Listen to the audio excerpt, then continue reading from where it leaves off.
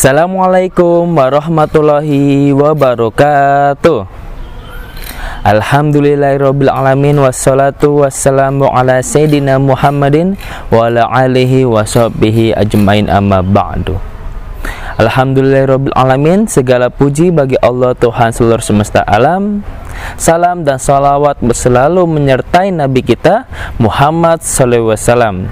Oke adik-adik semua, kali ini Bapak akan kultum tentang keutamaan sholat taraweh ya.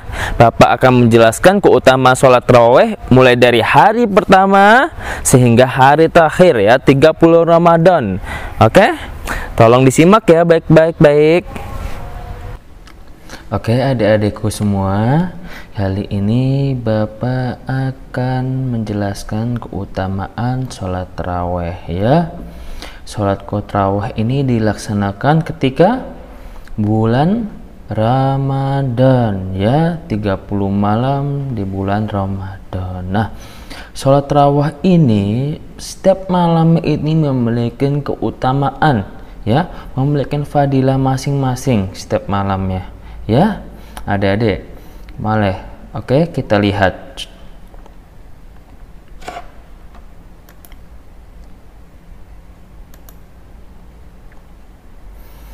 Oke, diriwayatkan dari Ali bin Abi Thalib bahwasannya beliau berkata, Nabi Muhammad sallallahu alaihi wasallam pernah ditanya tentang keutamaan sholat taraweh di bulan Ramadan.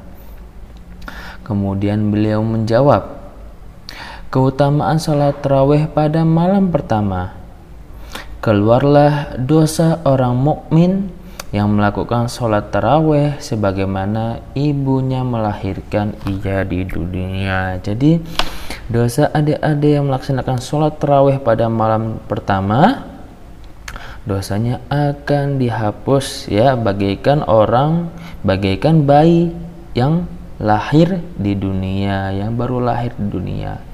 Pada malam kedua, orang yang melaksanakan ibadah sholat taraweh akan diampunin dosanya dan dosa kedua orang tuanya jika keduanya mukmin ya. Jika kedua orang tua adik-adik mukmin, maka dosa-dosa kedua orang tua adik-adik akan diampunin ya. Ini adalah keutamaan sholat tarawih pada malam kedua ya. Pada malam ketiga, para malaikat menyeru dari bawah arsy, mulailah untuk melakukan amal kebajikan, maka Allah Subhanahu wa taala akan mengampunin dosa-dosamu yang telah lalu. Yang sebelum-sebelumnya Allah akan mengampunin dosa-dosa adik-adik karena melaksanakan sholat tarawih pada malam ketiga ya. Yang berikutnya yaitu yang keempat. Pada malam keempat, orang-orang yang beriman akan mendapatkan pahala layaknya orang yang membaca kitab Taurat, Zabur, Injil, dan Al-Quran ya. Yang sholat taraweh pada malam keempat maka akan mendapatkan pahala bagikan orang yang membaca kitab Taurat, Zabur, Injil, dan Al-Quran ya. Taurat, Zabur, Injil ini kitab sebelumnya ya. Dan pada malam kelima, Allah Subhanahu wa taala akan menganugerahkan pahala layaknya orang yang sholat di Masjidil Haram, Masjidil Nabawi, dan Masjidil Aqsa ya. Di mana tiga masjid itu, jika kita sholat di masjid itu, pahalanya akan berlipat ganda daripada kita sholat di masjid-masjid yang biasa ya. Contohnya masjid yang di depan rumah adik-adik, pahalanya itu tidak sebesar sholat di Masjidil Haram, Masjid Nabawi, dan Masjidil Aqsa ya. Pada malam keenam, Allah Subhanahu wa taala memberikan padanya pahala seperti pahala bagi orang yang melakukan tawaf di Baitul Ma'mur dan bebatuan dan memohon ampun baginya ya. Jadi pahalanya itu bagaikan ibadah kita melakukan tawaf ya ketika haji dan atau umroh, seperti itu. Pada malam ketujuh, bagi yang melaksanakan sholat tarawih seakan-akan menemui zaman Nabi Musa alaihissalam dan menolongnya dari serangan bala tentara Fir'aun dan Haman. Ya, kita bagikan menolong Nabi Musa alaihissalam, ya, pahalanya itu sebesar itu, ya adik-adik. Nah, kemudian pada malam ke-8 kita melaksanakan sholat tarawih pada malam ke-8, ya. Allah Subhanahu wa taala akan memberikan segala sesuatu yang sudah diberikan kepada Nabi Ibrahim alaihissalam. Ya, keselamatan, ya, ketika Nabi Ibrahim alaihissalam dilempar, ya,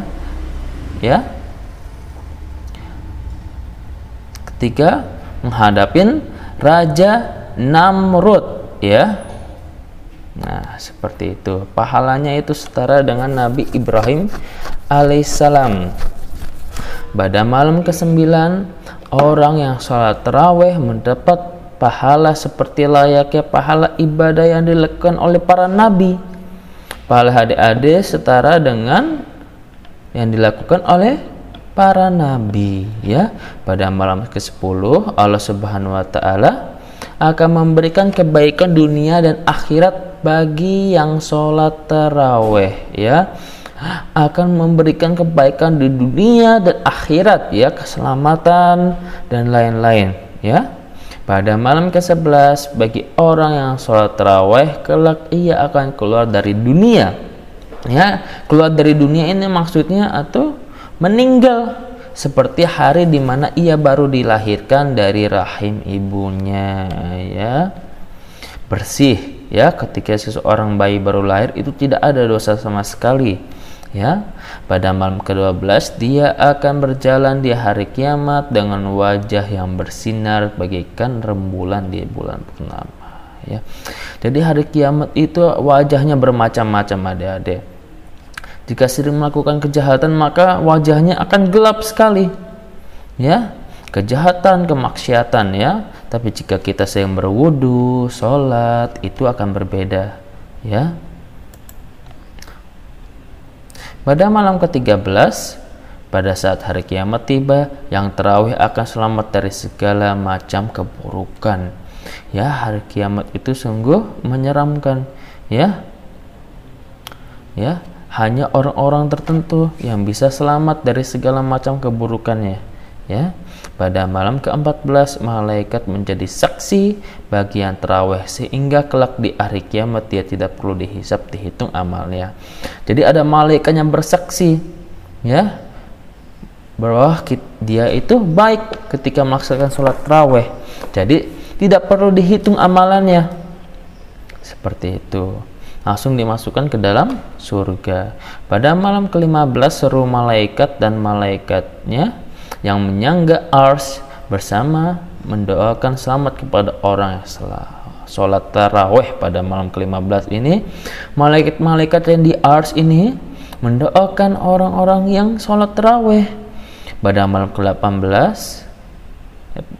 pada malam ke-16 Allah Subhanahu wa taala kelak akan menulisnya termasuk ke dalam golongan orang yang selamat dari api neraka dan mendapatkan keberuntungan masuk surga, ya.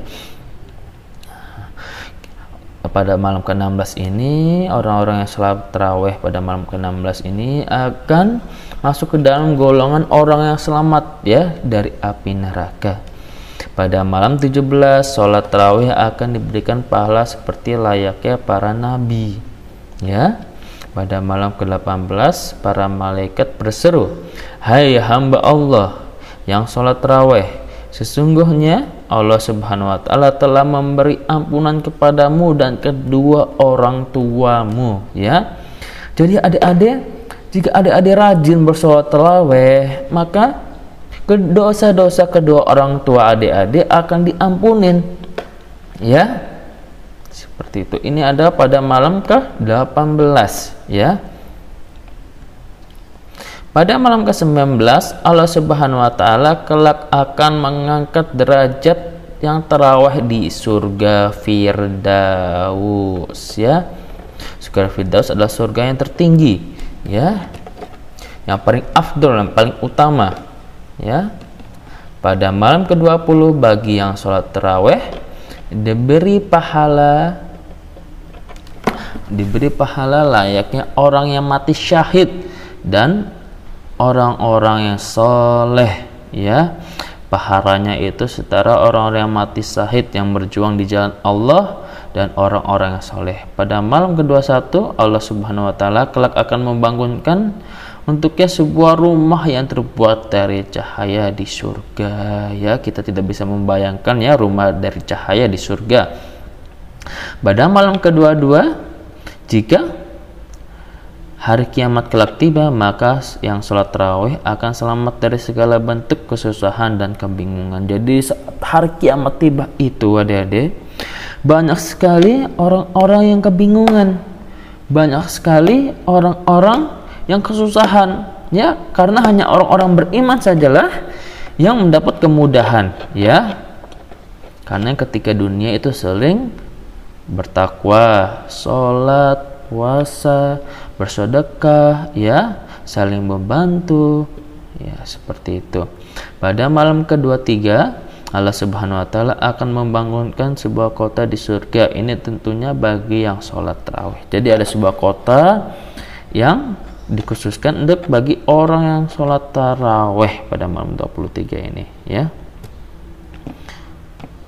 Pada malam ke-24 bagi yang sholat tarawih Allah Subhanahu wa Ta'ala memberikan 24 doa yang akan dikabulkan, ya. Allah akan mengabulkan 24 permintaan kita. Fadilah sholat tarawih pada malam ke-25, Allah Subhanahu wa Ta'ala akan menghilangkan siksa kubur untuknya, ya. Jadi adik-adik, di alam kubur itu ada namanya siksa kubur, ya. Pada malam ke-26 Allah Subhanahu wa Ta'ala akan meningkatkan baginya pahala selama 40 tahun. Ya, pahalanya akan ditingkatkan selama 40 tahun karena melaksanakan ibadah sholat tarawih, ya.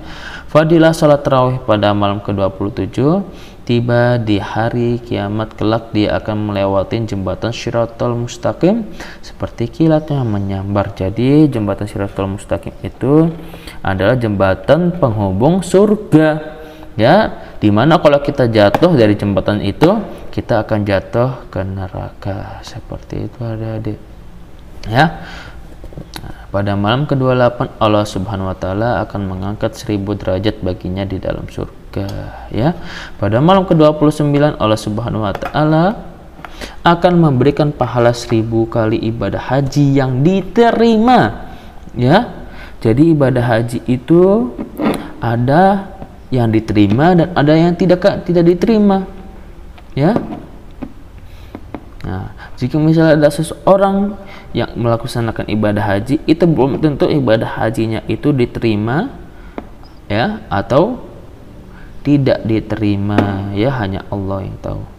Sedang fadilah sholat tarawih pada malam ke-30 Allah SWT berfirman, wahai hambaku, makanlah buah surga, minumlah minuman surga, mandilah dari air surga, aku Tuhanmu dan kamu hambaku, ya.